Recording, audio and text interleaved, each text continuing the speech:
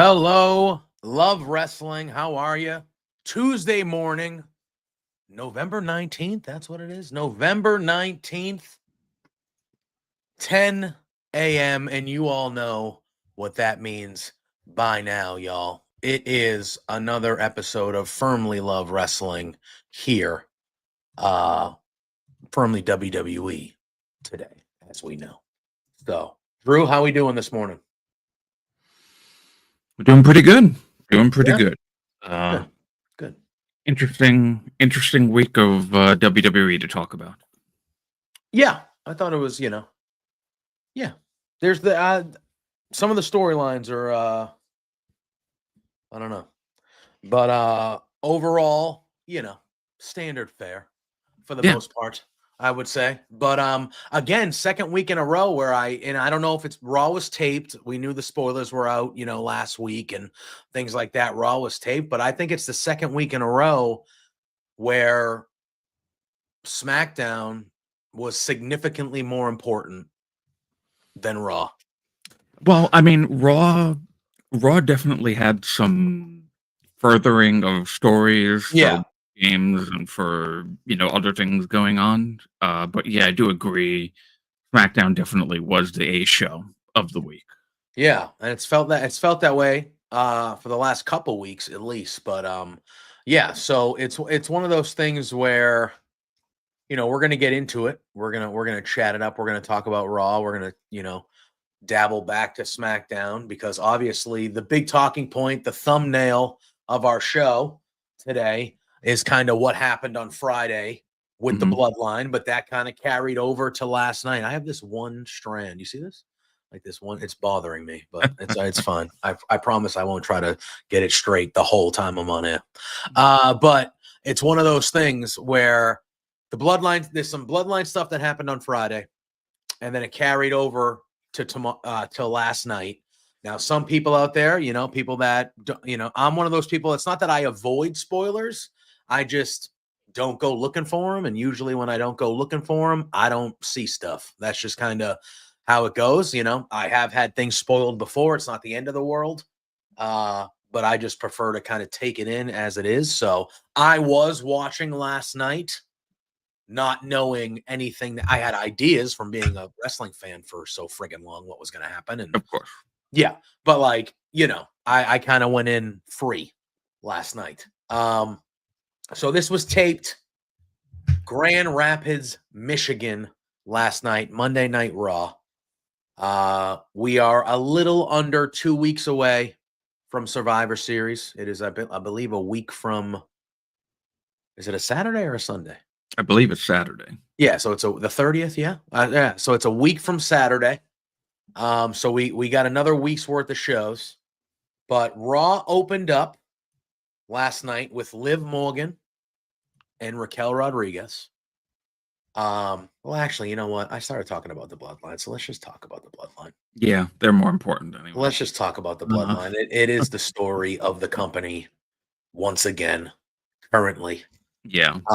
So yeah, last week was a very interesting week in Bloodline storyline for sure. Agreed. Yeah, because this whole time we've been like, so who's the fifth man? It's like, who's the third man style of WCW? Yeah, 100%.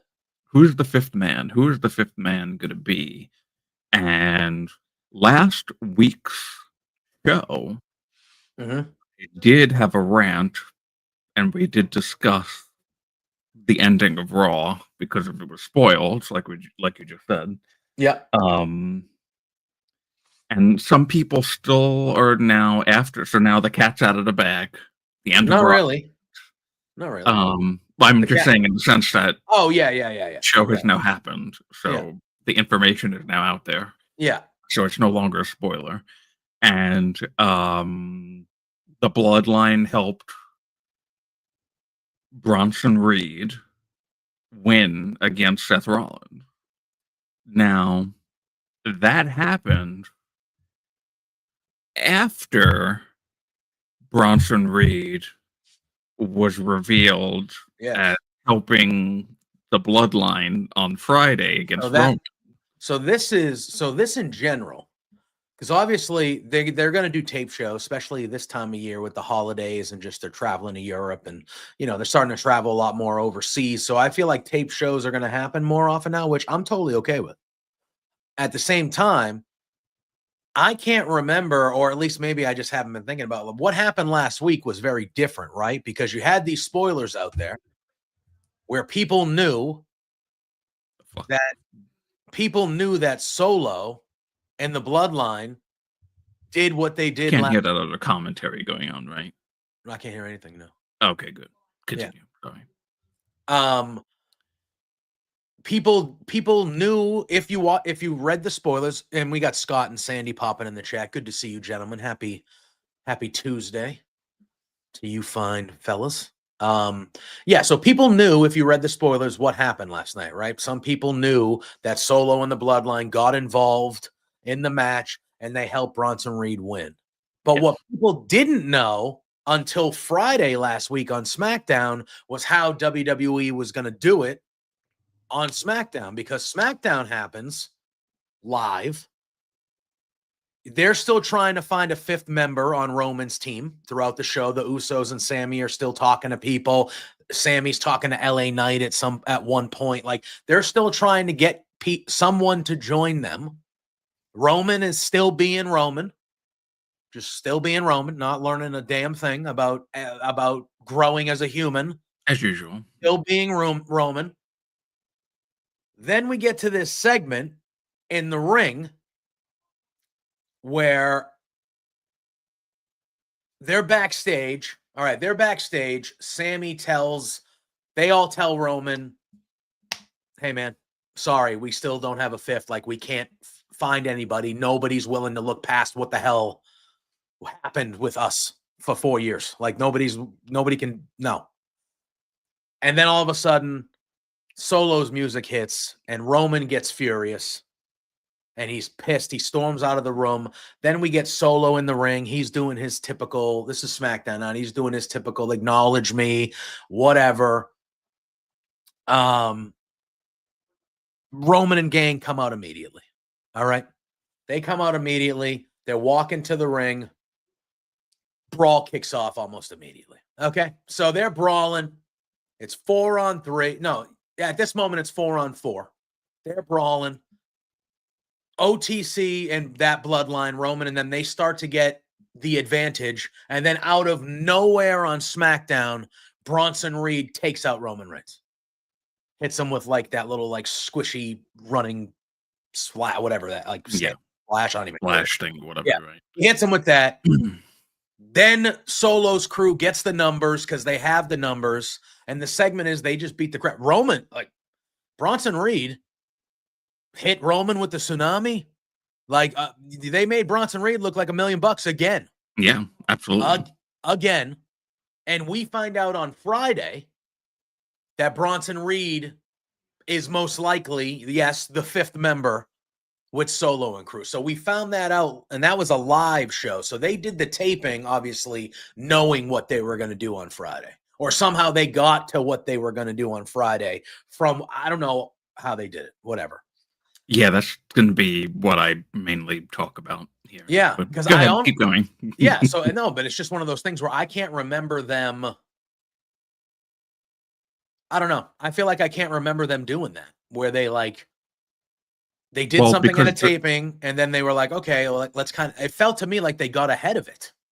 Like they knew people were going to read the spoilers, so they were like, "Let's do this." I don't. It was. I weird. liked it. I liked it. I liked it personally because I love Bronson Reed. And well, first of all, I talked about this at length on all the shows I was on last week. I've been yelling about it for months. Nobody else besides the Bloodline needs to be involved in this story whatsoever at all.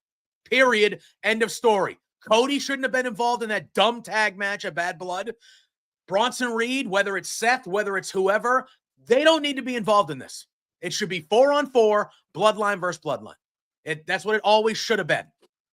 People online complaining about Cody's title reign and all that. Well, if he wasn't still doing this shit for 2.5 months, his title reign, even though I think it's already been good, his title reign would be better to most people because he's been involved in stuff he does not need to be in. Nobody else needs to be involved with this. So I'm throwing that out there as like, that's understood. I don't want to have to say that every time. Because, like, obviously we need to talk about the fifth men as we're leading to Survivor Series. And we need to talk about it as, we can't just be pissy, even though you and I are aligned that, like, it's stupid that there's 5 of them. It's a dumb thing that they're doing, just adding another story into this story for the sake of a match. Who gives a shit? But, it's one of those things where, besides that, if we take that out, because that's how I feel 5-on-5 is stupid in this case. I thought how they presented Bronson Reed with him taking out Roman the way that he did on Friday was very well done. Oh yeah, I thought it was a terrific segment. Terrific segment. The problem that I have with it is that one, like you said, I too think that adding an additional story into the storyline with 2 people who have nothing to do with the Bloodline at the moment. And I get the Seth Roman like there's a history. I get it. But yeah, no, they don't have anything to do with what's happening currently. Yeah, but Kevin Owens also has history with Sami Zayn, and Kevin Owens has nothing to do with this story right now. No, at all. But yeah, so that's my first thing. And then the second thing is that I think personally that they just forgot what order they recorded everything in, because I would have expected what happened last night to happen before the thing that happened on Friday. Because when you're telling a story, you don't go, oh, well, people read the spoilers of what hasn't aired yet, so now we're just going to do this thing as if everybody already watched what happened on the taped show, which is airing after the thing that we're doing. It just doesn't make sense, because so Seth is last Monday. Yeah. Seth is approached by both. Both, right. Yeah. Seth was approached by Solo second. Correct.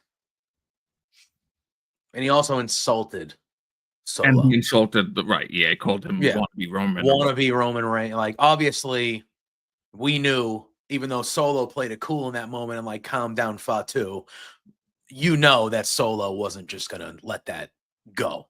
You know what I mean? Like, you're like, okay, well, he's gonna remember that. So, but the problem is now the order of which things happened, because after that,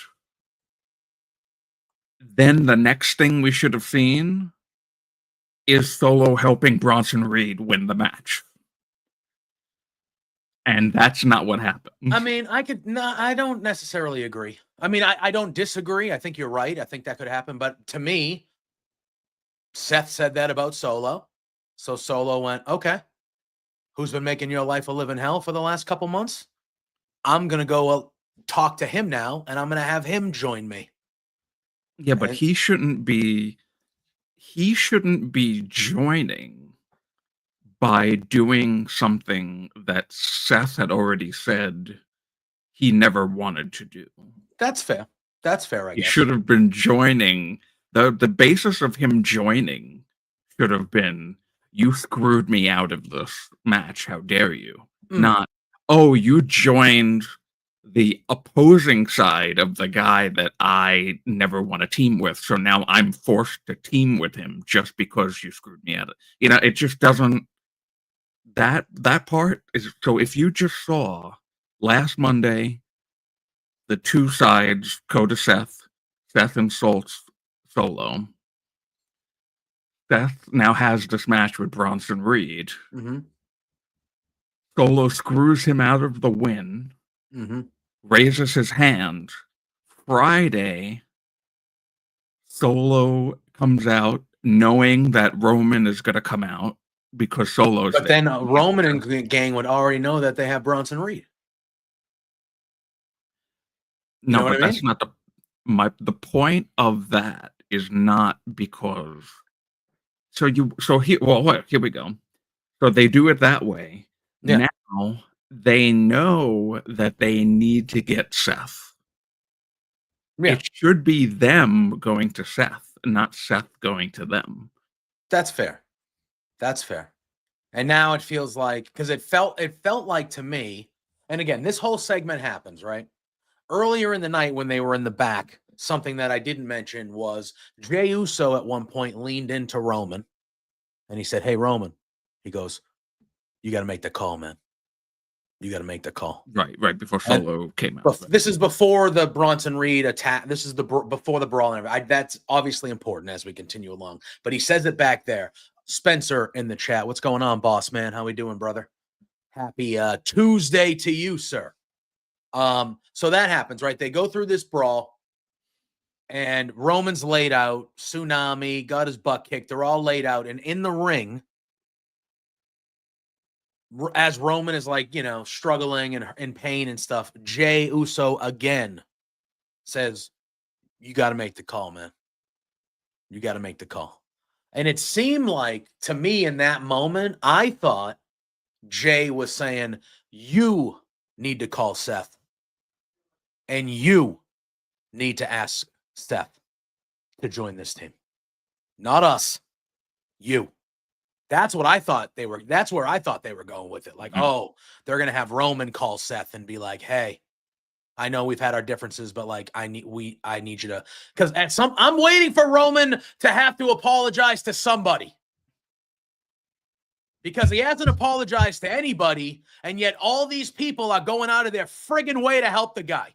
Which is now, so the reason why nonsense. The reason why I said it now is going to, and I don't like that it's now going to be Seth going to them, is for that exact reason, because it continues to be conveniently somebody's there to help Roman without Roman doing a goddamn thing.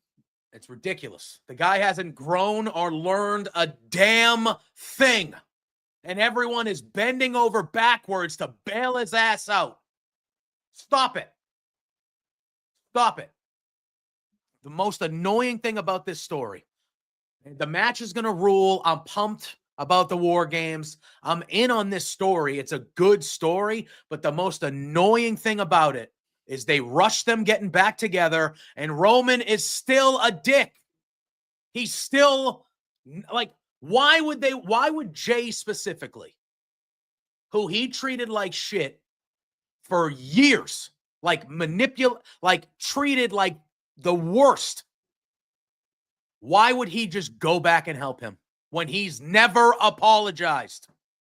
"Oh, you told me you believed in me." Okay. Did you believe in me when you were ruining my life for 9 months? No. You apologize to me. It really bothers me to my core. Think about that in real life, Drew. Think about that in real life. If you had a brother, a cousin, a partner, a relationship who gaslit you, manipulated you mentally, physically, just imagine that for 2 years. And then he went away. Longer. Yeah. And then you went away, he went away, and 3 months later, you somehow got intertwined again, and he never apologized. And then you were like, "All right." I mean, it happens, sadly. But you know what I mean? Like, that's absurd. Some Stockholm syndrome shit. It's absurd. But anyway, regardless, that's the thing that annoys me the most about this whole story. But then there's also an additional story beat that I've seen people, and I was actually going to, when I had read the spoilers last week, before we revealed that whole thing, I didn't want to say this part, but And it's an interesting thing because now we're mentioning the wise man. Well, that's what. Yeah. Um. I don't think it's going to be Cody. God, no! Please, It better not be love Cody. God. I would be more angry if it was Cody than I am just there being a fifth guy. I thought it was going to be before there were spoilers, and again, I stayed away from them for the most part. I had an inkling of what was going to happen, but I didn't read them. I thought it was going to be Cody and KO going into last week's Raw. I thought for sure. I was like, this is going to be Cody and KO, isn't it? And I'm going to lose my mind, but it wasn't. But I did, yeah. It does seem like they're aiming for Kevin Owens versus Cody at Saturday night's main event and not Survivor Series. Yeah, which is odd. Are they giving Cody the month off? Ever since they've turned Kevin Owens heel, it's for some reason they're like doing this like super protect Kevin Owens thing, where it's like nobody can talk about it on TV. He he's cannot banned. show Yeah, they're like, yeah. It's like, and then either Randy, who had to do it with Triple H a couple weeks ago, and now Cody having to do it with Nick Aldis on Friday. Yeah. They have to pull Kevin Owens back into the atmosphere when Triple H and Nick Aldis are like, no, we can't talk about Kevin Owens. He cannot be anywhere near the arenas. Yeah. He can't have any match. It's a very strange. I don't know why they're doing this with Kevin Owens right now. No. But it's the same thing now over and over. It's like he's banned from the arenas. He cannot be in a match. You cannot have a match with him. It's like, what? Why? Is this not the whole purpose of wrestling? Is to have matches with people? Well, he's a dangerous man. He used a banned move. It's a dangerous move.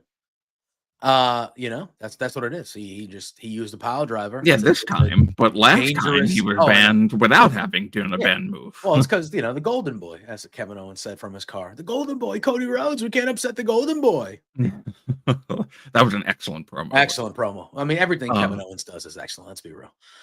Asian Joe popping in the chat saying, "Good morning, good morning, sir." Good morning. Sir. So that whole segment on SmackDown happens. Bronson Reed is revealed as the fifth guy. They take out Roman. Jay is saying, you got to make the call, man. You got to make the call. So we fast forward to the end of SmackDown. It shows Roman Reigns still in, the wrestling gear, no shirt, just still looking haggard from the beatdown. Sits down in his chair. He pulls out the phone and he asks the phone, he says, call the wise man. And the crowd gets a great pop for it, as you would expect. And then we hear the doo-doo-doo. The number you have dialed is out of service, or whatever that is. And at first, the crowd was still popping from the wise man, so I don't think they could hear it. I could hear it, but it was low. But then it just kept repeating like 3 or 4 times, and Roman kind of dropped the phone and like leaned back in his chair with a look of like, "What the fuck do I do now?" type stuff. Yeah. And that's how SmackDown ended on the Bloodline side of things. I thought what we saw on the show was good. I loved the segment with Bronson Reed and him looking the way that he looked. I thought the kind of foreshadowing and the intrigue of, Roman mentions the wise man and like he's trying to call him like, oh shit, he's trying to talk to Paul Heyman. Because as far as we know, because if you remember, Heyman, even when he was with Solo after Roman went away, Heyman was telling Solo for a few months that he hadn't heard from Roman since WrestleMania. Mm-hmm. So as far as I'm concerned, Heyman still potentially has not heard from Roman since WrestleMania. I think that's exactly what's happening, right? He has not heard from Roman since WrestleMania. And now all this has happened, and now Roman's reaching out, but Heyman's number is out of service. So you know what that means? What's his number? Where is he? What's his number now? Is he? So now the story is, where the hell is Paul Heyman? And how does Roman get in touch? It's like Carmen Sandiego. Yeah, exactly. How does Roman get in touch with Paul Heyman? Because if the number's not in service, and he hasn't talked to him since April, how you know? Right. So, okay. So here's 2 things. One thing you had mentioned to me, which was the convenient, you sent me the thing that a lot of people were like speculating on Sammy throwing his phone on the couch Oh yeah. before. I don't think that means anything, everybody. I think that was just, we have to go out there now, and I don't want my phone to get crushed. So I'm throwing my phone on the couch because I went back and looked at it. Yep. And the phone was not on the couch when Roman was making the call. So that was like, I think that people are just looking too much into that. It's fair. I don't think that means anything. Yeah. But here's an alternative storyline, if you will, to what's going on here. Something that I was going to mention last week, but I decided not to because I didn't want to give too much away in regards to the spoiling last night's Raw. There's a potential, maybe, that if Seth Rollins somehow can't join because either they beat him down next Monday or he just has to sell the injuries of the tsunami or something. A really, really interesting fifth man for OG Bloodline with a Paul Heyman connection. The last time Paul Heyman was on TV, he had a promo one-on-one in the ring with this fella, and he said, "Take me with you." CM Punk. I don't want to get too heavy into it because I do not think it will be. I do not think it will be. So now here's the thing. Here's why I actually think this would be the best option. I think Punk overshadows everything that occurs if he shows up. Well, it kind of is a Survivor Series thing for him. Then I get it. It's the 1 year anniversary of his return, and I completely understand. To me, I feel like if you insert Punk, I don't know. I feel like that takes away from. I feel like the focus would not be so much on. I don't know. I feel like it's a level. I don't know. I mean, it would make sense. Actually, no, it wouldn't. I mean, none of it makes sense. The fifth guys being on these teams don't make sense. Right. But if there has to be fifth guys, which unfortunately there are now, well, I don't like it as much as you. So I totally get it. But Seth has nothing to do with the new bloodline aside from the fifth guy. Yeah. This is the whole reason why it doesn't make sense. It's like, you just threw Bronson Reed in there just so Seth Rollins would have to be conveniently the fifth guy for OG Bloodline. What I think, because of the phone call not being to Seth, but the phone call being to Paul, is Paul is the last guy to bring this all together. And he is the wise man, after all. Now, I was going to mention that you just did. The last time Paul Heyman was on screen, the last show that he did was the episode. It was either that episode or the week after, one of the two. It was his either final episode or the episode before. Solo takes him out of the bloodline officially, and they put him through the table and everything. So he can use that the only guy that is willing to help the OG bloodline is not because of anybody on the OG bloodline. It's because of Paul Heyman.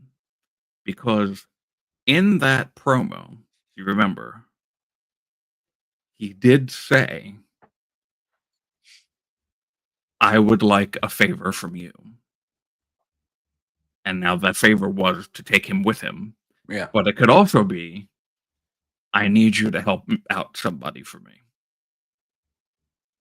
Yeah. So if you take that and you go, okay, Now there's also definitely not on-screen history with Roman and CM Punk, but there's off-screen, and that led to a lot of interesting things happening. But it seems like this whole OG Bloodline team is just full of people who Roman has problems with. So hey, might as well throw another guy in there. Might as well. So I think that it makes sense for it to be Punk even more than Seth, because Punk and Bronson Reed could have a hell of a feud coming out of this. Also, what Asian Joe just said is this also fuels the fire between Punk and Seth. How? In similar fashion that... Why would Seth care? If he doesn't want anything to do with Roman and be on this team and CM Punk shows up, why? If I'm even hating someone, why would I give a shit that you did that? I think for him personally,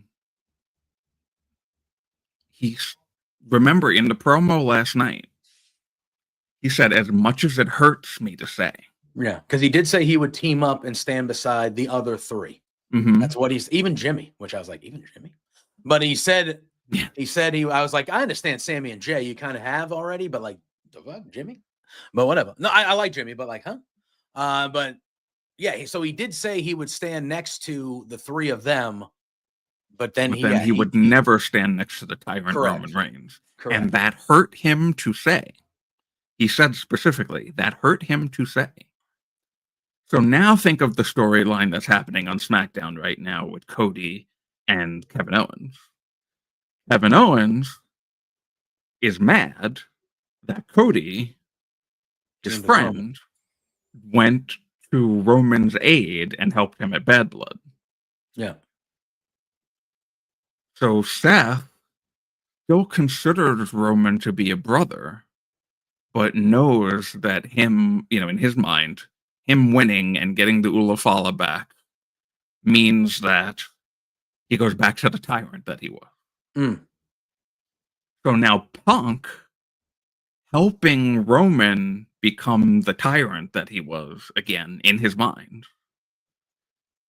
can make Seth get even angrier at the fact that Punk would go and try and help him because Punk and Seth and Roman, all intertwined, have history amongst each other. I don't know. I think the Punk thing complicates things too much. That seems too complicated. Not to me, like I understand what you're saying, but the average WWE fan, that's also remember that's going to be way too it's just way too deep. Well, I know it's way too deep. It's big braining in a way that some WWE fans so much easier for them to just say, yeah, Seth is going to have a change of heart and he's going to do it now because he's pissed at Bronson Reed. Okay. Oh yeah, that's probably what's going to end up happening. And I don't like it as much as you. Yeah, Punk would be cool, but again, I feel like Punk. This is going to be weird because the Bloodline to me is it's clearly the biggest story they're telling, but I feel like Punk is above it. If that makes sense. I don't agree with that actually. I don't think Punk is above it, but I do think that it's weird that before Crown Jewel, Punk said he was coming after Gunther. Yes. Drew. We still haven't seen Drew either. Damian Priest said he was done with Judgment Day. Yeah. They then reinserted Damian Priest into Judgment Day, leading into a match with Gunther, which he was not mentioning before Crown Jewel. Yeah. And then Punk just disappeared. So why? I thought Punk would be I understood why Punk left. That was clearly Well, no, he left because of Crown Jewel, but then after Crown Jewel, he didn't come back to challenge Gunther. Exactly. That was my thing, where it was I just assumed that the Raw after, they did the Raw after from Saudi. So I just thought, once they're back in the States or away from Saudi, CM Punk's going to come back, and that's going to be Gunther's match at Survivor Series would be CM Punk and him. Like that's what I thought would happen. But then they just did it a different way where they had the triple threat and the 4-way, whatever it was. And then Priest won. And now they've been doing this. And it's just like, I don't know. I feel like the card we're going to get for Survivor Series is going to be a good one. Oh yeah, absolutely. But I feel like it's been very weird getting there. Like, I just feel like things have been wonky. And like, because they have stopped telling stories that they were telling already to then do other things. And it's obvious very weird from what you're seeing on TV. Yeah, it's just very like, okay, we're kind of getting to where I thought we were going to get to, but it's not, it hasn't seemed smooth, which like, has all the booking decisions been perfect since Triple H has taken over? God, no. But the shows have felt pretty smooth for the most part. Like everything's kind of intertwined with each other. It's felt like everything has like maybe not been the best story to tell, but like there hasn't been anything too crazy that hasn't made sense up until these last few months. And it feels like it's kind of like here, instead of just kind of, it's weird. I don't know. I just feel like also conveniently, Drew McIntyre has just, I was going to say, he's been, I said that a few minutes. Yeah, he's gone too. Drew's not there. Punk's not there. And maybe they're like, hey, let's just get through Survivor Series with these built-in stories we have. And then it's really, we're going to the Rumble. We're getting to Mania season. We'll get Punk back. We'll get Drew back. There's a person you mentioned on Twitter earlier today, just a terrible take by you, that I wanted to talk about, who's supposed to be coming back here soon on the roster. Terrible take by me. Oh, it was a brutal take. Just a brutal take. Oh, I know what you're talking about. Just an absolutely brutal take. I don't know when you want to get into that, but it was. Well, when we talk about the women's stuff, I did not agree. That was brutal. Hey, I should say hot take for a reason. It is a hot take. Just one that people were agreeing with me. I'm just saying. Yeah, but that's just because there's haters. There's just haters. People don't like the best. People don't like winners. Haters aren't here. We're lovers. Correct. Although Sunday Sinner's saying that he thinks the new car shine of Triple H is worn off. He said, honestly, outside the build-up to Mania, the booking has been flat. It's again, don't necessarily disagree with that. I know Drew doesn't want to hear this, but I think Raw has basically been pretty terrible since it went to 2 hours. I think it's been pretty awful. Somebody clip that for when he tells me that Raw should have been the way that it was when it goes to Netflix. Okay. No, listen. No. Here's the thing. I agree. A 2-hour wrestling show is a proper television wrestling show. What I'm saying is that WWE, since its move to 2 hours, has not produced good Raws. The Raws were much better when they were producing them in a 3-hour format. From watching the show. Would I prefer? I would definitely prefer the show to just be good at 2 hours. Smackdown is a wonderful 2-hour show. I feel like Smackdown is really, really good. And that's a 2-hour show. But for some reason, since they've gone 2 hours on Raw has been very mid.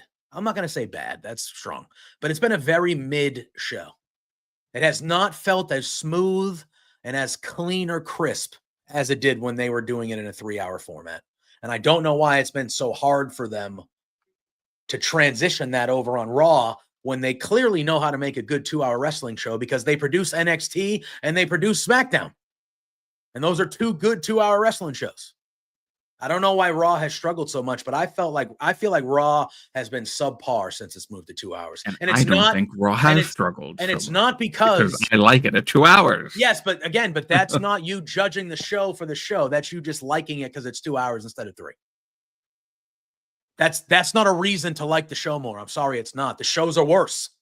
The shows are worse since they've gone to 2 hours. I don't agree with you. I don't know. I don't know what to tell you. The shows objectively are better. Does the chat agree? Sinner, Bonkers, Joe, Scott, do you guys agree? Sinner, we're going to talk about it, dude, because he's dead wrong. Yeah. He's dead wrong.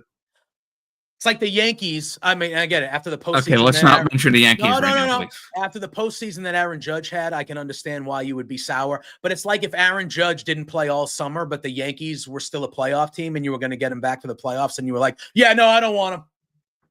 That was your take. That was your take. That's how I view your take. Literally. Your team still makes the playoffs without one of, if not your best player. They're coming back and you're like, no, I'm good. We don't need him. Well, I don't think she's their best player. She's third or fourth at best. She is not the Aaron Judge of WWE. Abso-fucking-lutely not. Abso-fucking-lutely not. Who has the most title reigns? I don't give a shit about that stuff. I'm just saying. Who's the first? No. We're going to have heat with each other. We're going to have heat with each other if you legitimately think that she has... Okay, listen. We're not talking about that right now. No. What Sinner said is correct. That is correct. It was better booked. I'm not talking. I prefer my shit getting over a 10 instead of 11, Drew. I'm with you 1,000%. I'm with you 1,000%. But the shows were booked better. They flowed better. They were just more cohesive when they were 3 hours. So, like, I agree with you. I prefer them at 2 hours, but the shows themselves have not, they haven't been good. Oh, wow. Wow. Ban that man. Ban him. And there you go. Scott saying he liked it better at 3 hours. You are Asian all Joe is saying fickle. You're all fickle. No, we're not. Asian Joe is saying, I like 2 hours, but it's like they haven't done 2 hour programming for so long that they forgot how to format a 2 hour Raw. It does feel discombobulated at times. And when he means at times, at times, he means all the time because it has been mid since it's gone to 2 hours. Okay, but I want to know or maybe you can explain what is a discombobulated 2 hour Raw? Just everything is there's no. What about last night's show was discombobulated? Well, last night was taped, so that's a little different. I thought, look, at last night's Raw was fine, but again, compared to the Raws we were getting a couple months ago, it was mid. It was mid. There was some good stuff, but most of it was stuff that didn't matter. The mixed tag match didn't matter. Did not matter at all. You know what I like about 2 hour Raw? It ends at 10. I get it. Is that at 10 p.m.? Yeah. Oh, well, you know what? I'm sorry. Not even at 10 p.m. At 9:30. I'm not going, oh, God, there's another hour and a half of this fucking shit. Okay. You know what I like? I like that. Okay. And if that is what is most important to you in a wrestling show, that's fine. What's most important to me is I want the wrestling show to be good. And it hasn't been since it's gone to 2 hours. Is it more time convenient? 1,000%. Am I happy that at 10 o'clock I'm done with my Monday night instead of 11? 1,000%. But the shows just not have been as good. That to me, it's not even, obviously it's opinion, but to me, it's not even really opinion. It's watch the shows. It's not as good a show as it was when it was 3 hours. With a 3 hour show on Monday and a 2 hour show on Friday and a pay-per-view and a PLE and Dynamite and Collision and all the shit, that was too much. Now, Raw going back to 3 hours on Netflix, which we don't even know what that looks like. Is that like I think Joe is that like a Lord of the Rings movie every fucking Monday? I think Joe nailed it. He says sometimes it's nice to have the story told throughout the show instead of just one segment. With 3 hours, they're able to do that more. With 2 hours, it's more of a time crunch with the story. No, it's not. Yes, no, it's not, because they did it on they have done it on Smackdown every single week for 20 fucking years. Well, yes, SmackDown's all right. SmackDown's been good. So they could just do that. But they're not. But they're not. And that's the problem. But that's their problem. But no. Yes, it is their problem, but it's also our problem because I got to sit there and watch it. And I would rather watch a 3 hour show that made sense than 2 hour shows where they're just kind of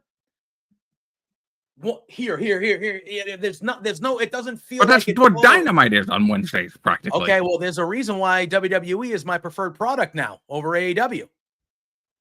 Because, yeah, like I need, that's part of the thing, man. Like, again, it's okay. But like, and I guess, and this is why I don't understand why it's happening, because they no, Sinner. I think that the time aspect is helping the flow of the show. That's what I'm arguing right now. Yeah, I just can't see how you're watching these shows objectively against the shows we were getting a couple months ago in the 3-hour format and saying they're better shows. Besides the fact that they're shorter. Well, hold on though. They're just not. That same person that just said that I'm too focused on the time aspect, just a few comments ago, said that where was it? What was it? It said here. It said this. That's true. So the booking, the build up after Mania. So since Mania, it sucked at 3 hours apparently, but also is paced. So what is it? Is it that I didn't agree with it's been great since WrestleMania, or it's been shit since WrestleMania? Which one is it? I think that they have significantly taken a step back since SummerSlam. I think from Mania to SummerSlam, I thought that was a tremendous stretch for them. From Mania to SummerSlam, I thought that every show was killing it. The story, I think after SummerSlam, they've kind of been doing this. And again, like, it's all in retro. Like, and I get it. Like, dude, I prefer. It just seems to me on Raw they're struggling to put together a consistently good 2-hour television show. That's the only thing. The main reason for this is because this guy made the road to WrestleMania this year. This guy was the sole reason why January to April was the greatest period of WWE in a very long time.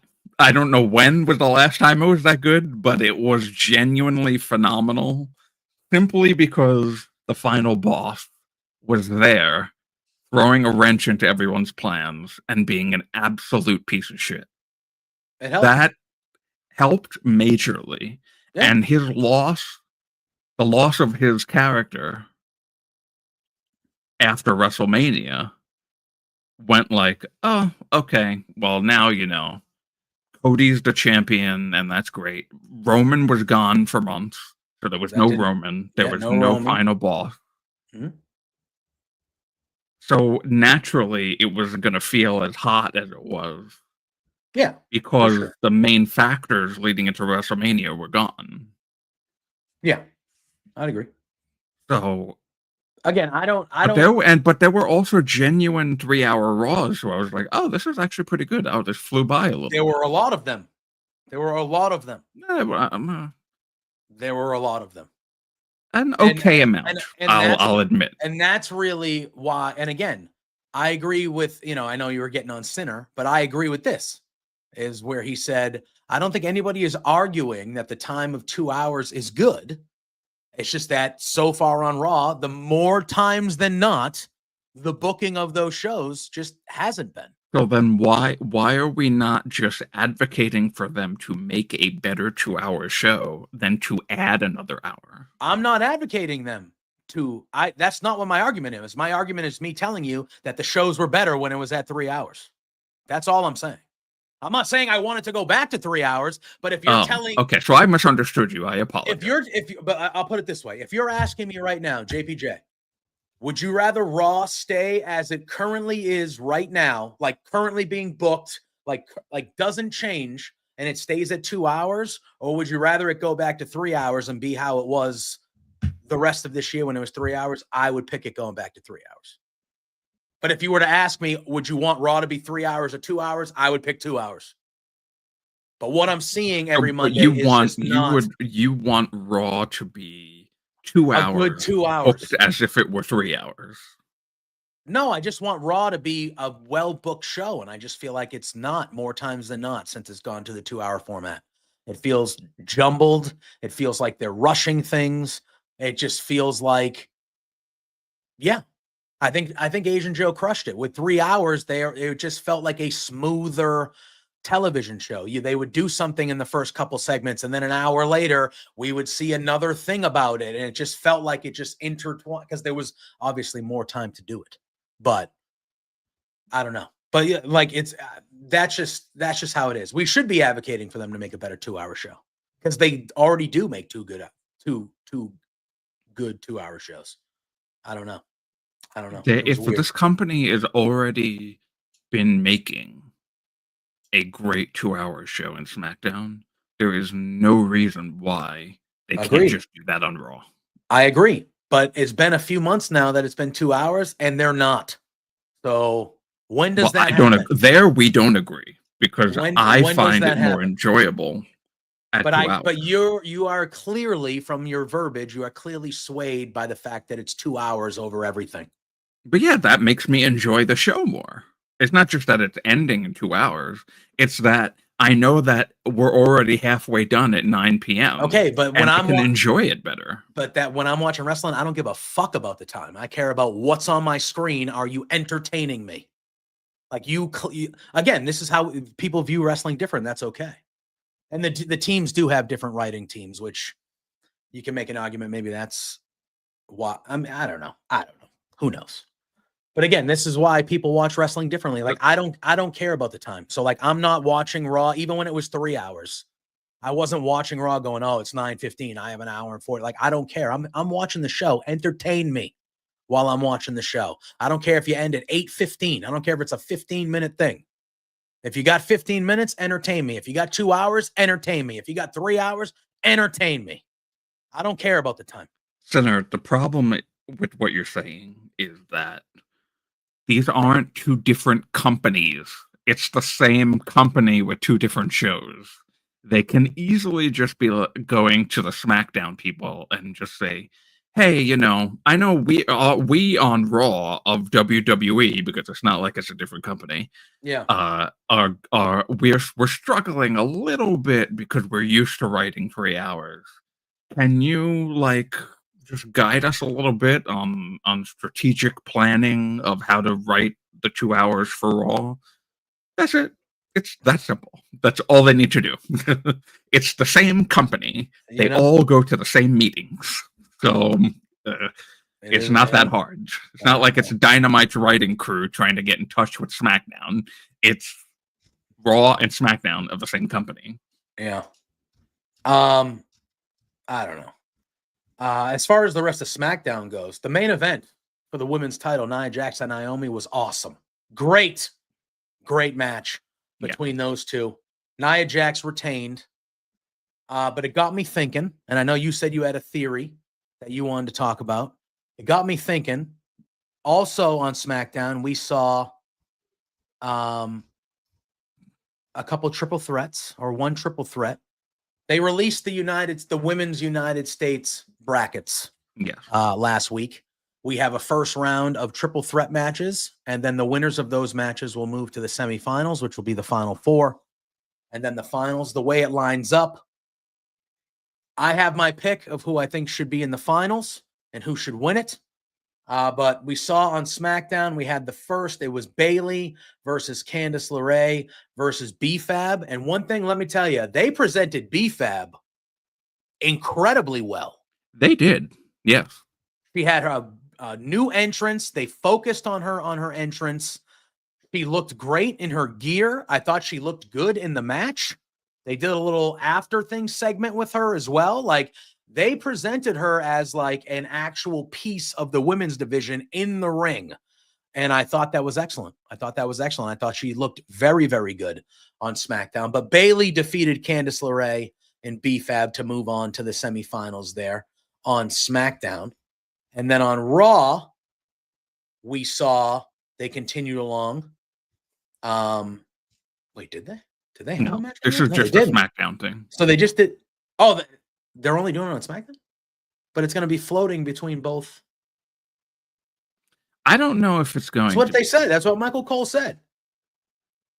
Well, it's all SmackDown people in the bracket. All right. So it was Bayley, Candice LeRae, and B-Fab. Then it's Chelsea Green on that left side of the bracket. That was the top left. Then it's Chelsea Green against who? She's in the bottom left. Who is she going up against? Do you have it in front of you? Yes. So Chelsea Green is going up against Blair Davenport and Bianca. Okay. And then on the top right, so across from Bailey. Yes. That's the one. So facing Bailey. Yeah. Will be.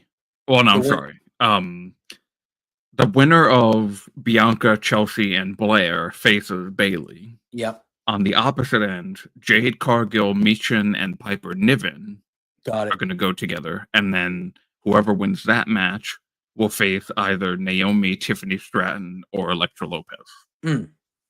All right. So to me, when you look at the brackets that way, I have it. The finals to me should be, I mean, Sunday Center puts up a good one with it being Chelsea and Piper. I don't think they're going to go that way. I think it's Chelsea versus Naomi. Nope. I don't agree with that either. I think it's Chelsea versus Naomi. I understand that and I think it go either way. I think Chelsea is a deserving first champion, but I think Naomi's winning that whole thing. That's what do you think they're going to do? Bianca versus Jade, and that's how we start. What do you think? Do you think it's Chelsea? I think there's a couple things that are going to happen here. My first theory is if Bianca Belair wins, Jade Cargill loses. And if Bianca loses, Jade wins. One of them is winning and one of them is losing. Okay. And whoever loses is turning heel. That's my theory. I think if Bianca wins, Jade loses and turns heel on her. If Bianca loses, Bianca turns heel on Jade. Like after they lose the tag belts? Like after the tag belt thing. Yeah, not like right after the match. Whenever that ends up happening, I think the person who loses in this tournament is the one that is the heel. Okay. Now, the other theory that I have, and this is funny because this goes right along with the thing that you wanted to shit talk me about. It's a terrible take. My take, everybody, for those who maybe didn't read it, is that WWE's women's division does not need Charlotte Flair right now. Absurd. And I am getting hate for it. Absolutely absurd. Yeah, we don't need arguably the best person in our division. We don't need him back. No. There are 4 to 5 people in this tournament alone that I say are higher than Charlotte Flair right now. Well, she hasn't been on the television show in a year and a half. So I'm not talking about in television. The only person, listen, Bailey is my favorite women's wrestler of all time. Okay. So the only 2 people in that tournament that I will accept an argument for are Bianca Belair and Bailey. Everyone else in that tournament, as much as I love most of the women, if not all the women in that tournament, they are nowhere near Charlotte Flair. In ring, in the pecking order, no. Sorry. They're not even close. Charlotte Flair walks back into WWE, and she is a top 2 star in the women's division. Yeah, she doesn't deserve it. Sorry. Okay, well, that's a different argument. I don't think that she's as good as people say she is. Okay, well then that's an agenda you have that you are riding out with this. Then that is fine. I am a pro Charlotte person. She is incredible. The women. I'm not saying that she's bad. She's going to have the most championships in the history of this company. Yeah, that's not because of her. That's not because of her skills. Oh well. Sorry. Oh well. Hold on a second. Oh well. That's vilifying what I'm saying. No, listen. If you're saying you don't think she deserves it, that's basically that's you saying that John Cena's 16 title reigns don't matter because it's not like he earned them; they were given to him. What is that? Titles are given, not earned. Okay, in the grand scheme of things. I'm saying that. Then why is it a detriment to her that she's going to end up being the biggest superstar? I don't think she's as good of a wrestler as some of the people in this tournament. That's fine. She's not the best in-ring wrestler in the women's division. She's definitely near the top of it. Is she a star in the women's division? If you look at Charlotte Flair, who was Rhea Ripley's best match against? Who was that against? Wait, time out. Bianca. No. It was a Charlotte Flair WrestleMania, arguably one of the best women's matches of all time a couple years ago. That was because it was Rhea in Charlotte. Bianca and Sasha were better.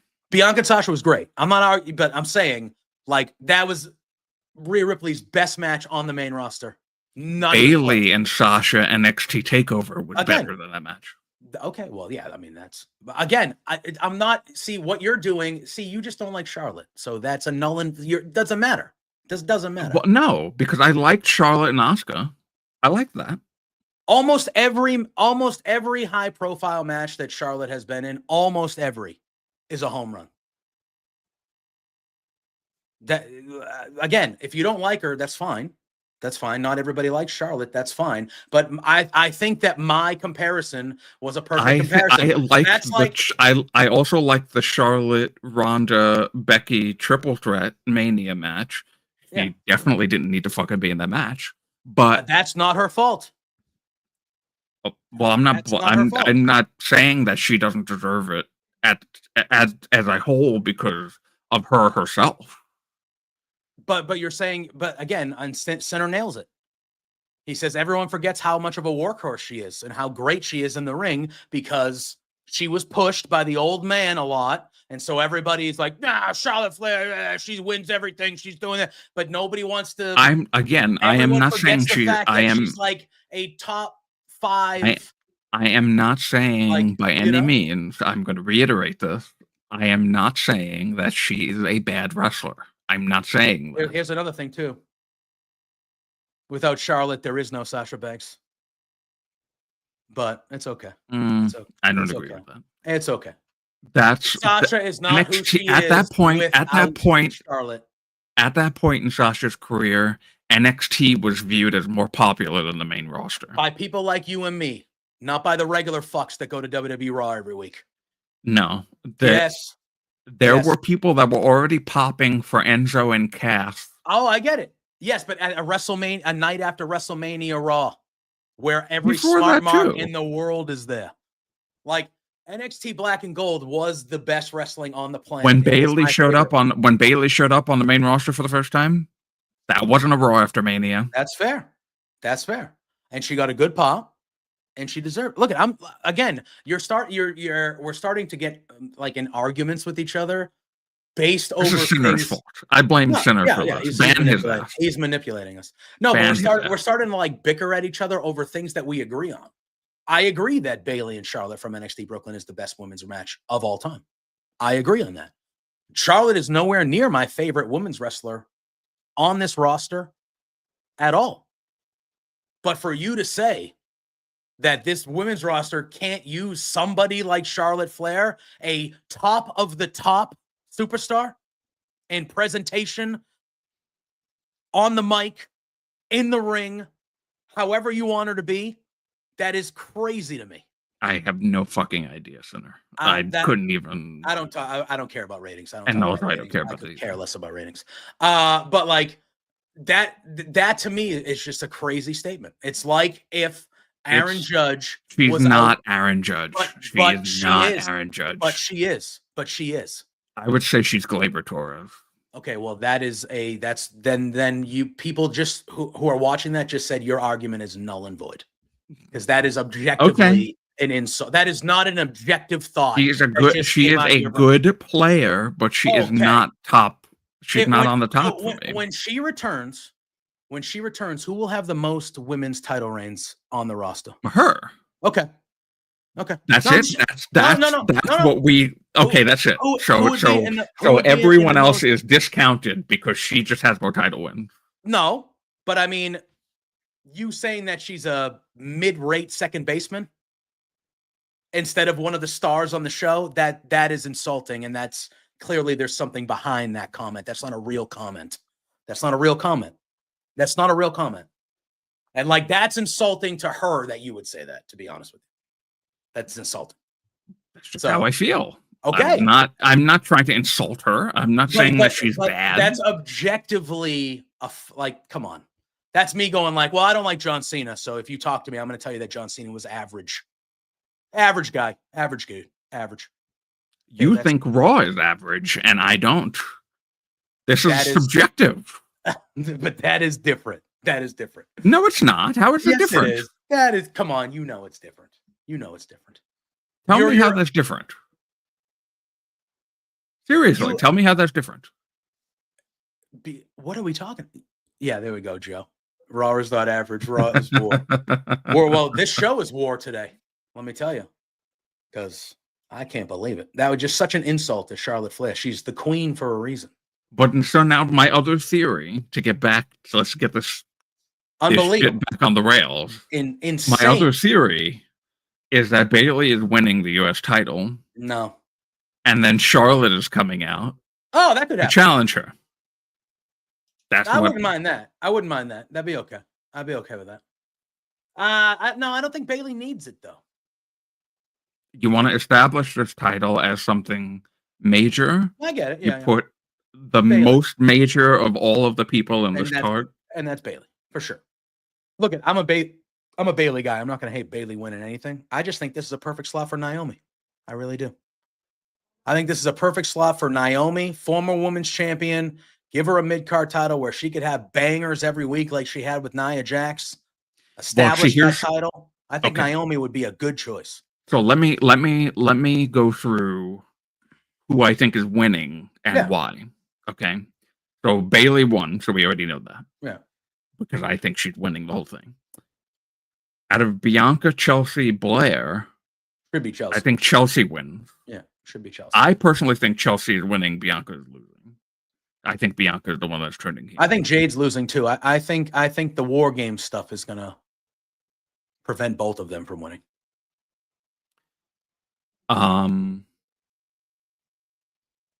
That could be possible. I didn't think about that. Because I think the top right one it's who? It's Jade, Michin, Piper Niven. I think Michin wins that one. I think they're going to give Michin. Okay. So I hadn't thought about that. That's an interesting. So okay, but my thing is, I think Chelsea Green wins. Chelsea and Bayley face each other, and Bayley wins. On the opposite end, I think Jade Cargill wins, and I think Tiffany Stratton wins. Oh, I don't. Okay, I think she's Money in the Bank. I don't see her winning. They don't need. She has Money in the Bank, so I don't think she needs to win anything. Matter. But she's it does. Been in title matches with the Money in the Bank. Yeah, but I don't think. I get what you're saying. I just think with the briefcase, I don't think she. There are people involved in this tournament that have nothing to do with the top women's storylines on Raw right now. On both shows, even. Yeah. So like Michin, not gonna happen.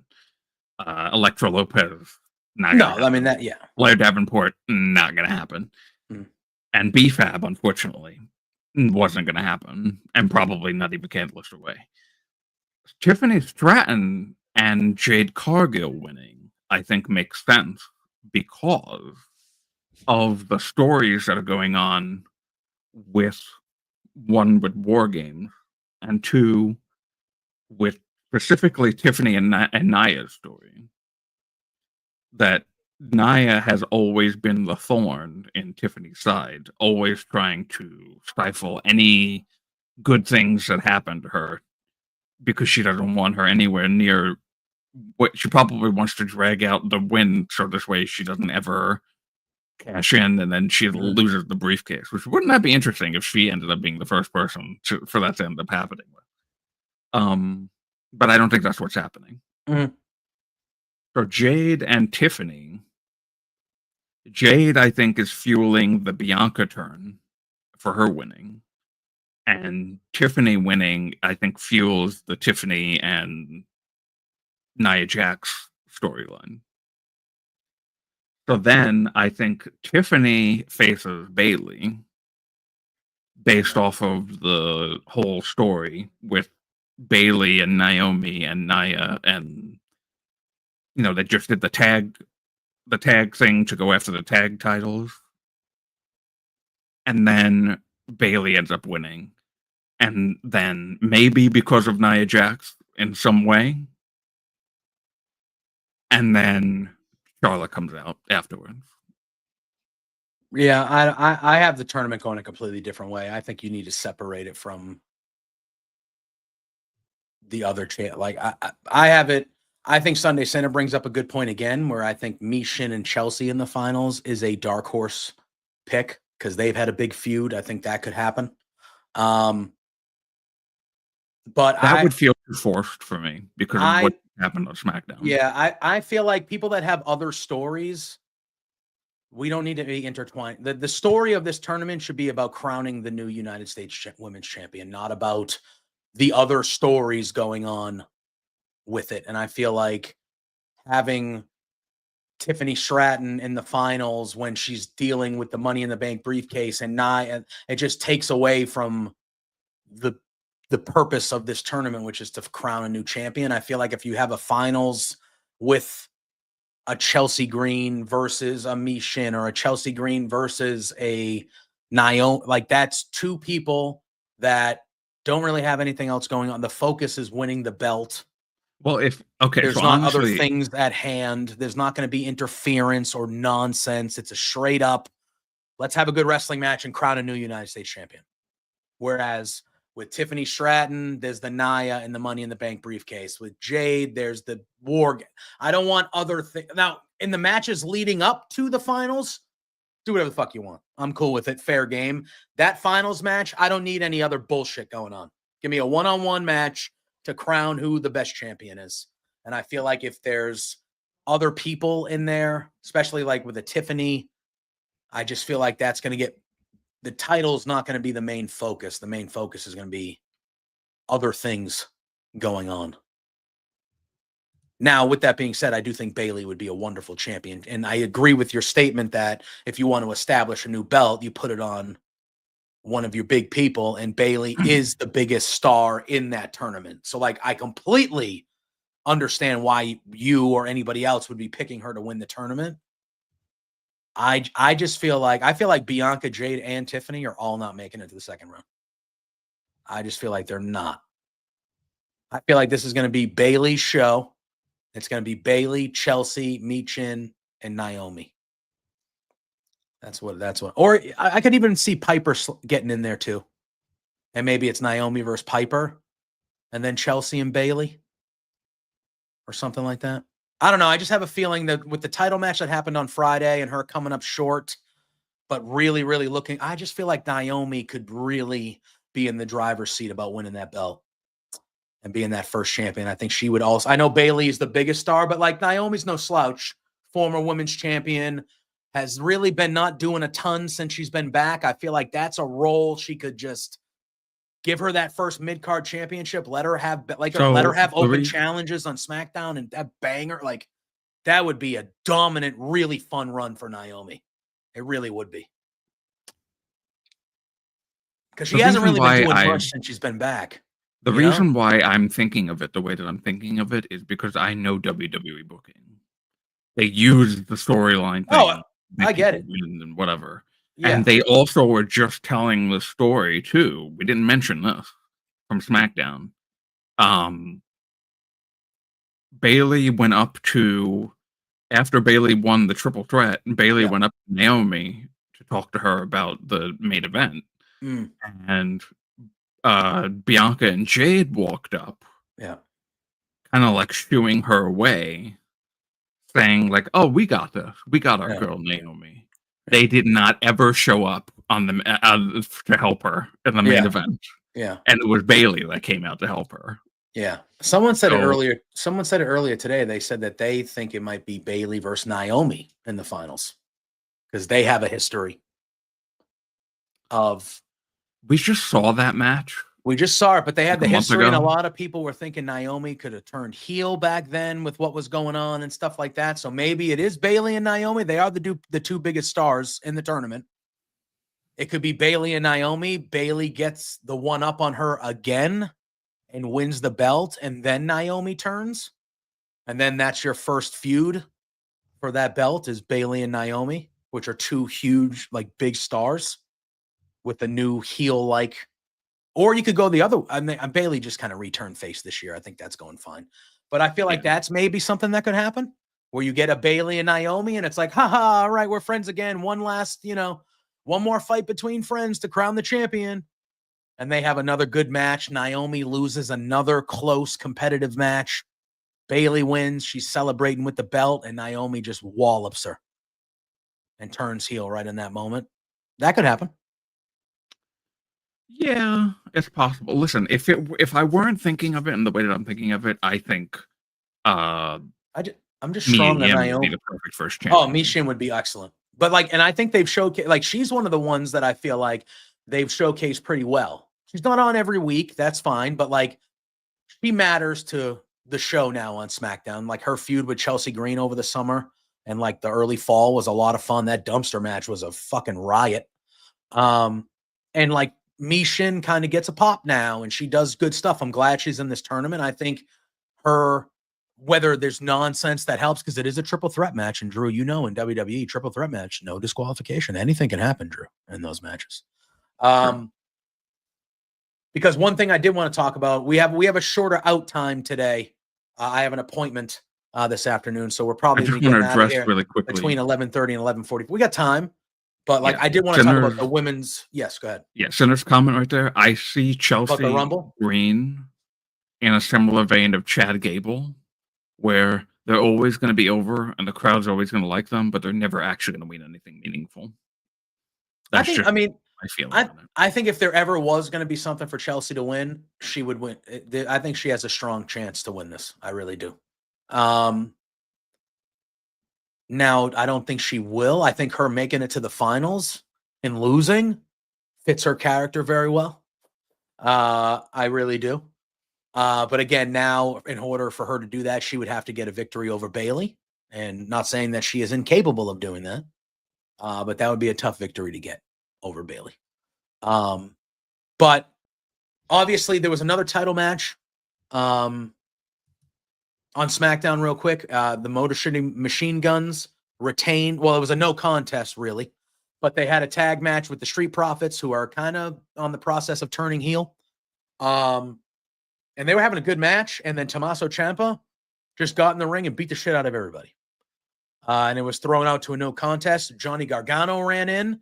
He tried to stop Ciampa, and then Ciampa shoved him to the ground and just kind of left. And Gargano was sitting there puzzled, but kind of had the look on as like, oh, I've seen this before. So that happened, but I did want to address that because there were 2 title matches on SmackDown. And then on Raw, I mean, the main thing, I mean, let me tell you, it ended in a no contest, which kind of stunk, but I understood it. But that Braun Breaker Sheamus match, man. No, yeah. Oh, baby. That match, though, up until the end, that match was for me, Drew. That was my kind of shit right there. Oh, I was loving that match between Sheamus and Braun Breaker. Oh my God, I loved it. Just beating the shit out of each other, both of them. But I do have to say, I'm liking this new Ludwig Kaiser. I am too. Look at it stunk because it was, to me, such a great match that you never want to see a match like that end in a no contest like that. But I am digging the Ludwig Kaiser stuff too. So like, I didn't dislike what I was seeing because I do like Kaiser, but just that match was so good. And I you knew Braun Breaker was going to win if there was going to be a winner. So I guess whatever. But yeah, that whole thing was good. And I like I'll tell you one thing I don't like though. Why all of a sudden after 2 years is Gunther a bitch? Oh God, thank you for mentioning that. Can someone explain that to me? Someone explain that to me? Because he's been I'm watching the show last night.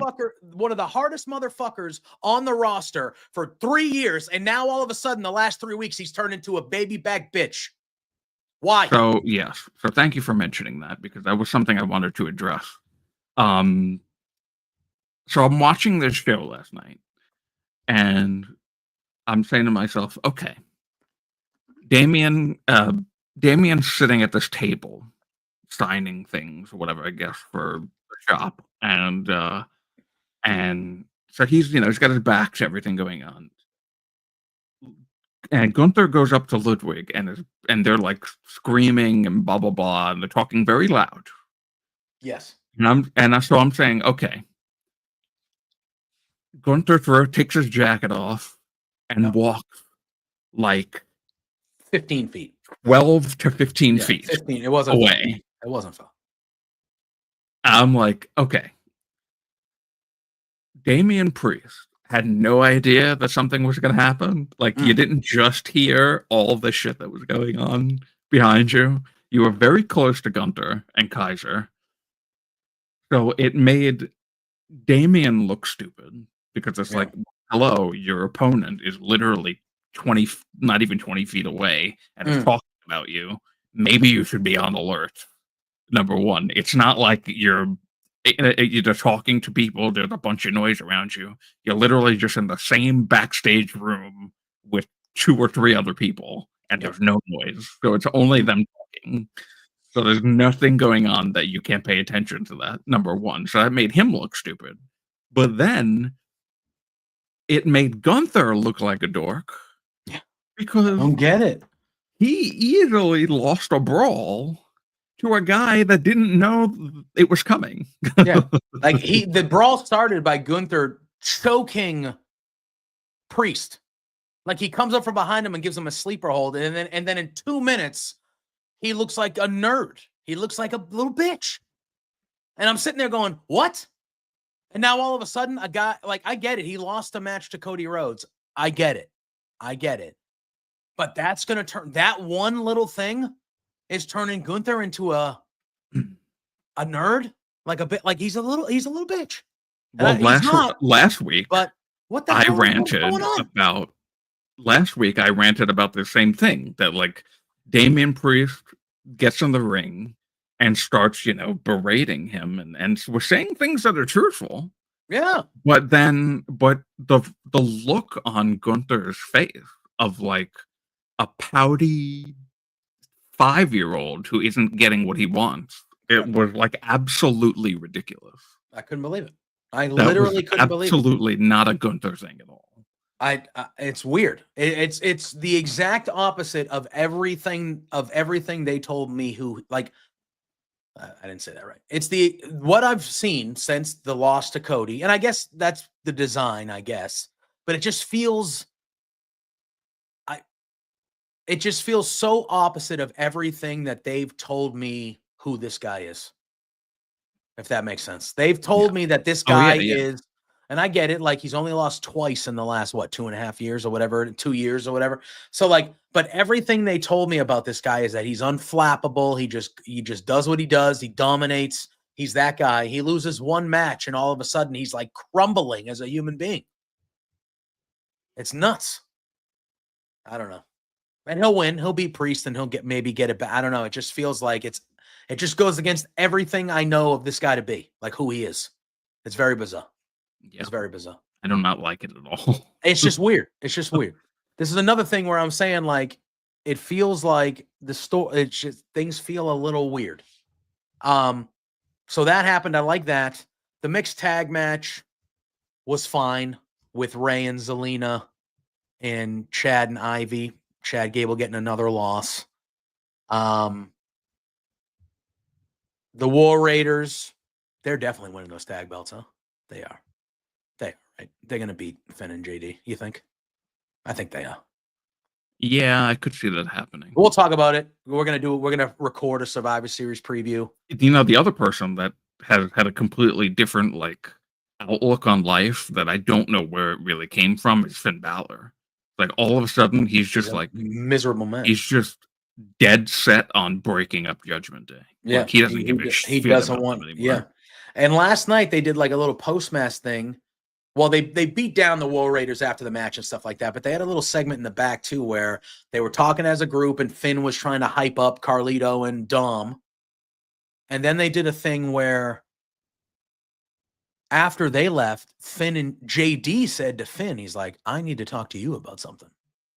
It wasn't Finn to JD. It was JD to Finn, where he said, I need to talk to you about something. Well, yeah, they're being two little sniveling shit. Yes. So, like, it tells me that JD, Sandy, you just missed me and Drew bitching at each other for like 40 minutes. So that's, we honestly really haven't talked about the show at all. We've just been going back and forth about ridiculous takes. But it's been fun. It's been fun. We're trying to catch up on some Raw stuff now, but yeah. So yeah, they're being, so Jay blame Sunday Center. But that, after that, though, you have something to add about the Judgment Day Finn stuff? Yeah, because like Finn, there was never like a,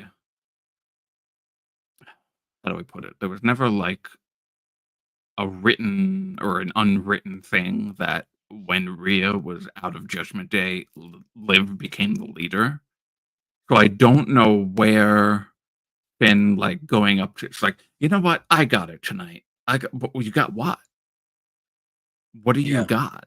Yeah, it felt like right after they did the breakup that Finn was the leader. It felt like those first couple weeks right after SummerSlam, like Finn was establishing himself as like, this is my group. Like, I'm the leader of the group. When, with hindsight now, looking back, it feels like ever since Damian and Rhea were kicked out of the Judgment Day, it became Finn's mission to just dismantle the rest of the group. Yeah. Like, he is doing absolutely no positive thing to keep this group together. No, none He's at all. pitting everybody against each other. He's making it all about Damian Priest. Yeah. Like, it's very bizarre. It's bizarre. It's very bizarre. It's very bizarre. We got a new Wyatt 6 promo. Oh, this was okay. Listen, he looked exactly started like on Bo's face. Looked exactly and I literally like thought it was Bray for a second. Looked exactly like the uncanny. He had the long hair draped over his face with the big full of beard. He looked like Bray Wyatt. It was, man. It was, and the thing was good. You know, he talks about losing what matters most and all that stuff. But the thing that, and I know it stuck out to all of us. He looked so much like Bray. It was fucking nuts, Drew. It was nuts. But it was a really, really good promo. So go check that out. And then, you know what was another good promo that I liked? Was the one they did with The Miz and Karrion Kross. Yeah, you know, I got to be honest with you. I said, I kind of like them together. If anyone was to join Judgment, to join the other group, and Final Testament, if anyone was to join Final Testament and it actually would interest me, it would be The Miz. Yeah. And it's doing the job exactly. Yep. That one segment that they had, I loved it, man. I loved it. Miz is talking about, you know, he was in a dark place and all this stuff. And then he was like, you think that would change me? And he's talking about, what was the line that he said? He said, like, Timothy Chalamet doesn't bleed for his role. He said something like that. Because Miz was just randomly bleeding. Making it all about a Marine 7. Yeah, Marine 7. Like, I deserve an Oscar or an Emmy or whatever it was. Yeah, like that whole stuff. And then the way that he was like, he had this big Miz cocky dickhead smile that we've seen 1,000 times. And he kind of like, slapped Karrion Kross on the shoulder. And then Karrion Kross just kind of took front stage and he had a big smirk on his face and he just started talking. I was like, it was so good. I was like, I like it.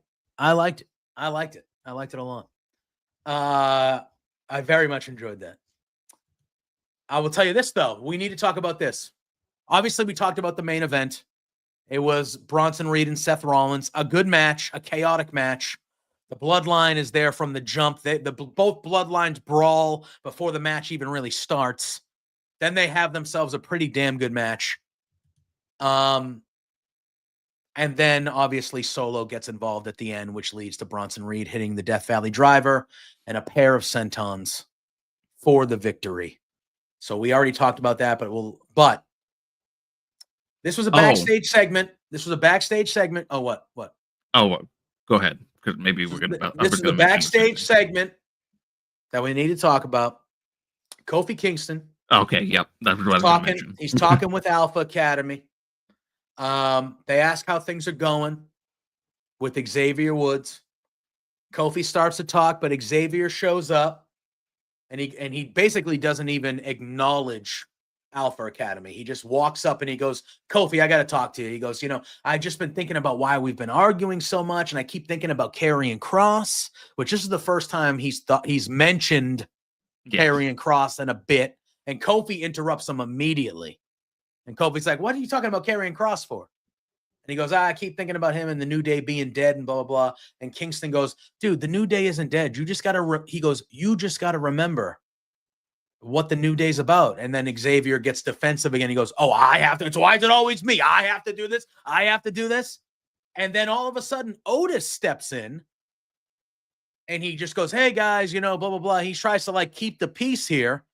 And Xavier Woods just goes off on Otis and the Alpha Academy. He says, he goes, hey, you think I need to take advice from you when we've been doing this for we're one of the greatest tag teams of all time. We're taking advice from you. No wonder Gable left you guys. Yeah, and he's like, we're a real team. He goes, we're a real team first. And he goes, no wonder Chad Gable left your asses. And I was like, whoa, buddy. Take it easy.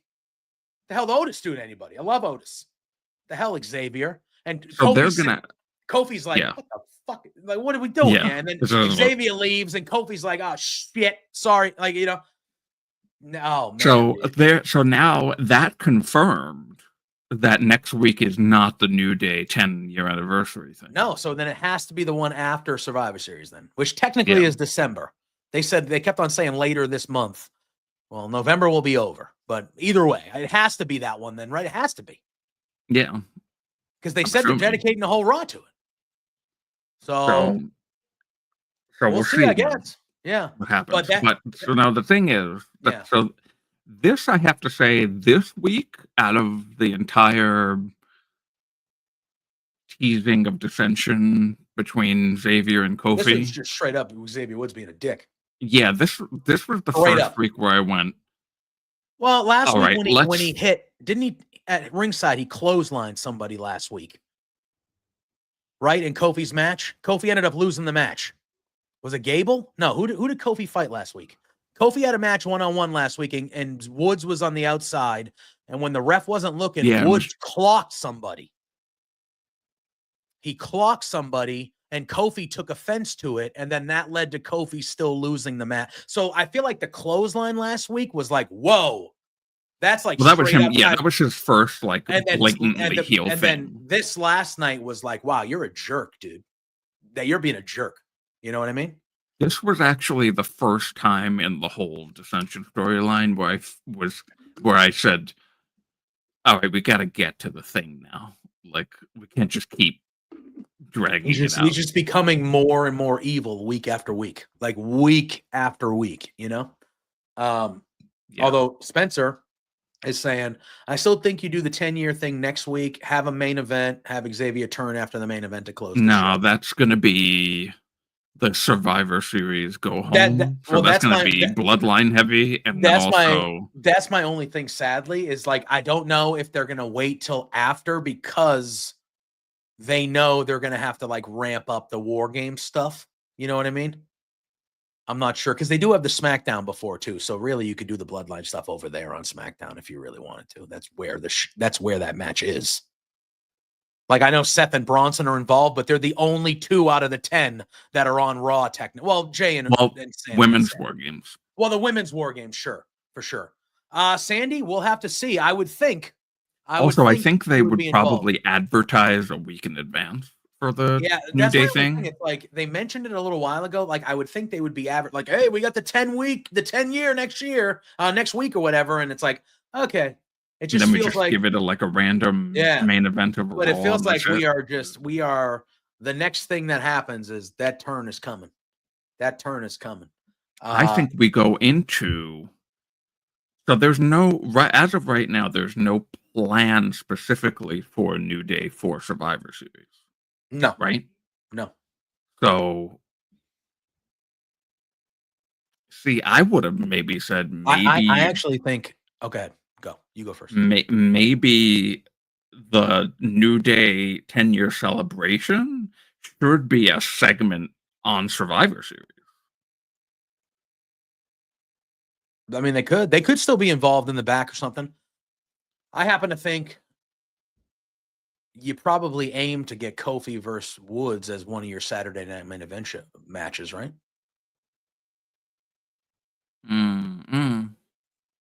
Or do you think that would be too soon? Because there's really not, or that could be a big match on the first Raw on Netflix, maybe, which is because you figure when the heel turn comes, you're going to sell the heel turn, right?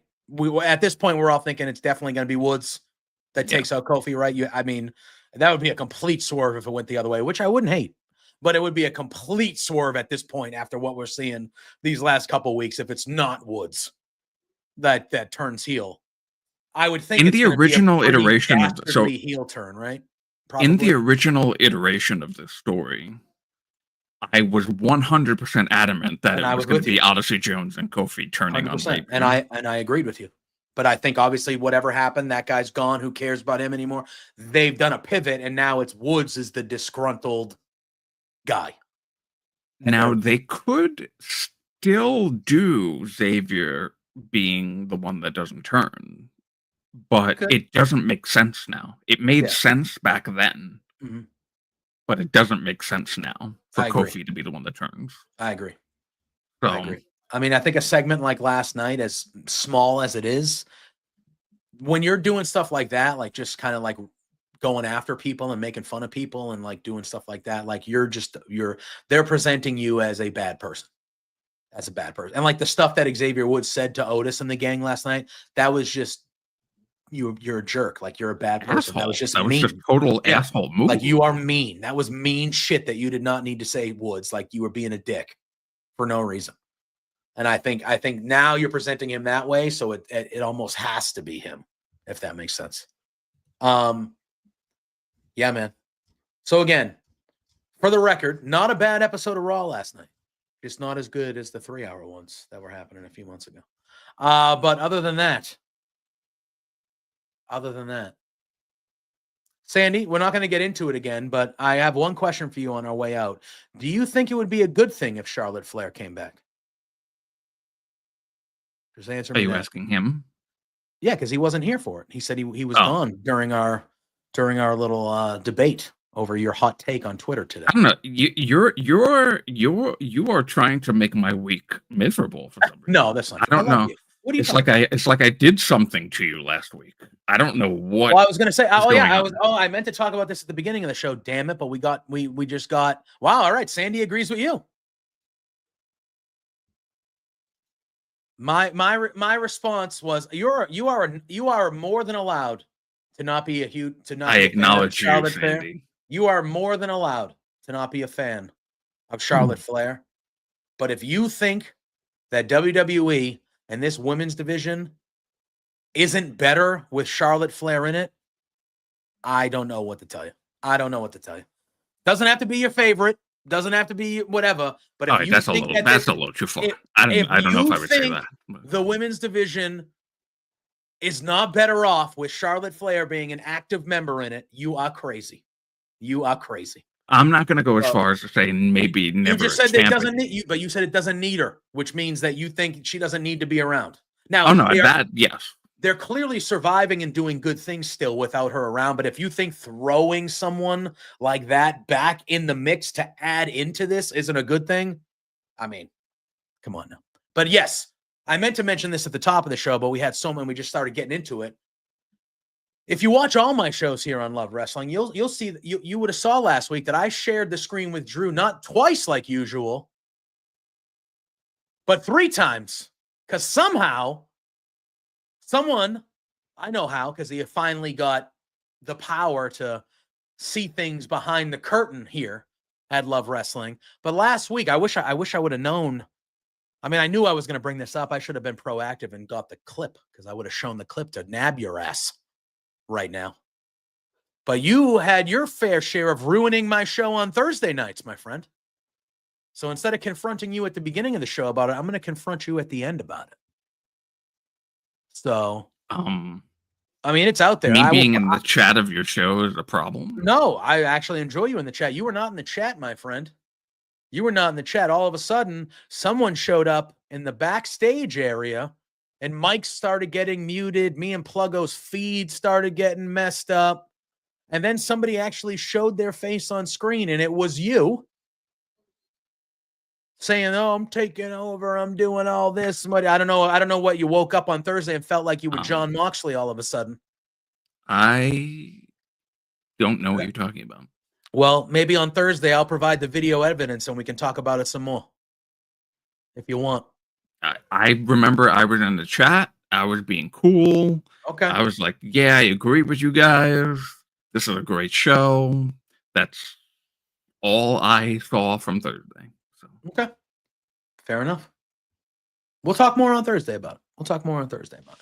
This Thursday, 10 a.m., AEW Full Gear preview. That is coming up this Saturday night. That card is lining up to be quite good. So that is happening Saturday night. So on Thursday, we will be running through that card. And as we mentioned last week, we'll mention it again on Thursday and on our social medias. Okay. Hold on. So Sandy's response was, my problem is that when Charlotte returns, she always wins the title immediately. That is a valid opinion because that was the case more times than not. However, what Scott says, Triple H is now in charge of booking, that always pops me. which when that was happening with Charlotte all the time, he was not. So when he says, I'm interested to see how he books her, I think that matters because he's not. I don't think he's Vince. Where Charlotte's back, put her in the title, or winning the Royal Rumble. So interestingly, her here, Interestingly, a majority of Triple H's time as the controller of storylines for the company, Charlotte's not been there. Yeah. So I mean, I do think we have to take that into account because I don't think how things were booked with Charlotte before are going to necessarily be the way.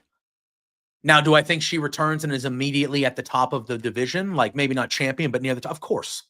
She's going for a title, isn't she? Yes. Pretty soon after she gets it. She's at least going to be in the Royal Rumble and probably in the final four of the Royal Rumble at worst. She'll be in the Elimination Chamber. And I agree. She should be a heel. I agree. Yes. But again, I think Charlotte Flair is going to come back, and I think within a little while of her coming back, everyone's going to be like, "Oh yeah, she's Charlotte Flair." I understand why people don't like her. I understand the forceful stuff like that. I agreed with that stuff too when it was happening. I got sick of it too. That doesn't take away the fact that she's one of the best to ever do it, and she is, and it's undebatable. So it's getting someone like that back is never going to be a bad thing to me. I never see the thing is, and so you think that I'm just thinking about Vince throwing titles at her. That was never the whole reason of why I said that. I'm saying that I just don't think that she is as good as everybody, they put her on top of a pedestal, and I just don't agree with that. Okay. That's fine. But that wasn't your tweet. Your tweet was the women's division doesn't need her, which I get it. Right now. I get it. They've done really good things, but the women's division will get inarguably better when someone of the caliber of Charlotte Flair is in it. I could say something even hotter, but we have to go. We do. So save it. We got time. Save we do this show every week. Not every week will be me and Drew yelling at each other because he doesn't like Charlotte Flair. That's not what every week will be. All right? But today was good. I don't mind it. If it was a taped Raw, I felt like some people already knew what was going on, so it was kind of like, Yeah, we had fun bantering today. Of course, I don't mind. I'll have an argument with everybody. I'm from Boston, dude. You're from New York. We were born to argue with each other. It's just how we are. But yes, Thursday morning, 10 a.m. We'll be here live again, right on this very channel for an AEW Full Gear preview. And then next week, I know we mentioned it on last week. We'll mention it again on Thursday and on socials. You will be getting 2 shows at the normal time slot next week on Tuesday and on American Thanksgiving on Thursday. However, they will be taped shows. On Tuesday, you will get a taped Survivor Series preview from me and Drew. And on Thursday, you will get a taped Full Gear review from me and Drew. So we'll be taking the holiday off next week from live shows here on Firmly, but you will be getting Firmly on both days at 10 a.m., just like you're used to. And then we will be back the following week after Thanksgiving live per normal. If we record, I'll shout you out. We'll shout you out. Absolutely. Yeah. So we just wanted to reiterate that. We'll reiterate it again on Thursday. We'll send some tweets out about it so you know. But that's how the rest of this week and next week are going. Live show on Thursday, 2 tape shows next week airing at the same time. You expect to see me and Drew here on Tuesdays and Thursdays. So we appreciate everybody in the chat. Appreciate everybody. Good show today. Sorry for ducking out a little bit early, but life is life sometimes. Drew, do the thing real quick. Let the people know where they can find you, and then we'll get out of here. Follow me on Twitter at Drew Nicholas. Follow me on Blue Sky at Big Money Drew. Whatever that Blue Sky is. I've got to figure that out. Maybe I'll actually put it down here eventually. If you just say your name, like Big Money Drew, like they can find you. That thing in the middle is just kind of with everybody's. You can change it though, apparently. Like, oh, I can. So like if I wanted to, I don't know how to do it. I guess it's a little bit of a process. You but like figure it out. You and I, or like Spencer, we could go on there and it could be jpjlovesgaming.lovewrestling.com. Like you can change it to be a website. Yeah, like I've seen some people change like the websites they work for, they've changed their name. So I'm just using it as an example, but it would be like SeanRossSapp.fightful.com.sky, whatever the fuck it is, whatever you. Okay. There's a way to do it, but you can do it. But anyway, continue. Sorry. Yeah.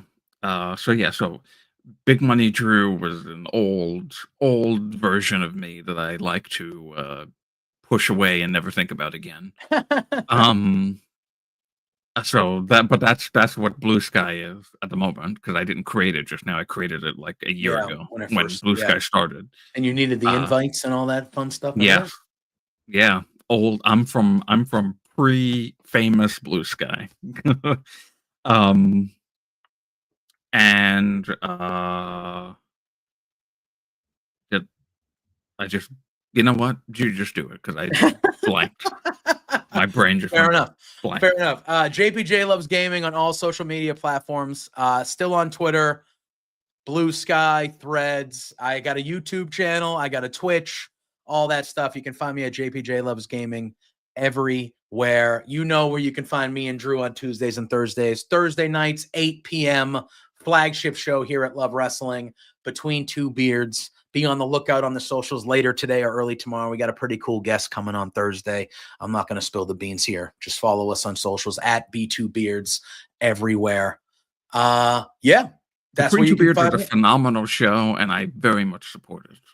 There you go. Even when he's trying to take it over, apparently, that he somehow forgets that he did. Shocker of the cinch. Don't understand what you're talking about. Maybe footage will come to light. Maybe I'll be like Tony Khan and I'll hoard the footage and I'll promote it for a couple weeks and then I'll show the footage. Maybe. Who knows? But anyway, love you all in the chat. Thank you for joining. Appreciate everybody. We'll see you Thursday, 10 a.m. Firmly AEW coming your way. Until then, enjoy the rest of your Tuesday. Peace out.